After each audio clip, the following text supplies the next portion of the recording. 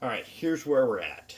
Now, we were trying to replace them gears on the axles. These are from the RS2. It's that gear. It should be the same on both. So the RS2's got metal ones. The MLW 18, which we've been calling an RS11, had plastic ones. And the RS2, you can see here in the bag, they got like a brass gear. And RS2 has got a plastic one. That's weird. It goes plastic to brass or brass to plastic. That's how they work. Here's the thing. I had a solution. I had it worked up, and I think I showed you a little preview of it. And it's in the bag here. I had found gears, and I got them on there. They just don't work that good. And one of you guys said, I don't even bother with it. One of you guys said, I just replace them with Athearn trucks. I'm like, there's no way. We can't be doing stuff like that. We're supposed to show how to do it so anybody can do it. But here's the thing. And I got some junk from the train show one time. And I scavenged off of it. These are actually, they're like pewter. I can't remember the name of them. But you replace the old metal side frames with these FB-2s. I just painted them. I put some brown camouflage paint on it for an initial coat. The brown, that also acts as a primer.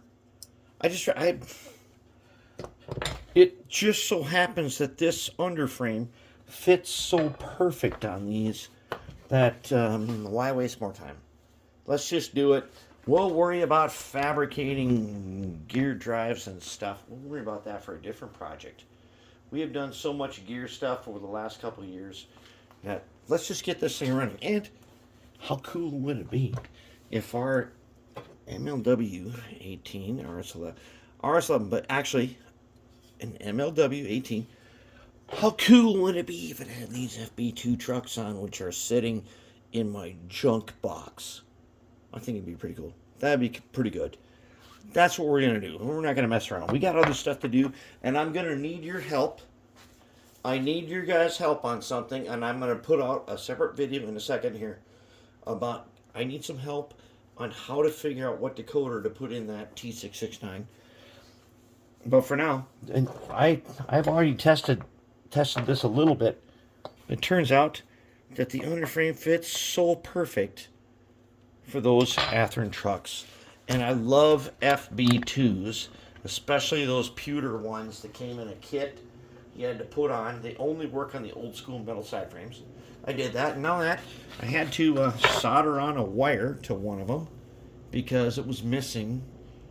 It was missing that arm. This guy has it. It was missing this arm right here. So I already soldered wire on. We're going with it. We're gonna get her done, and I want this thing to be up and running shortly, so we can get to painting it. And then I'm gonna come back here in just a bit, and I'm gonna ask you guys about decoders. And we'll talk about that in a little bit.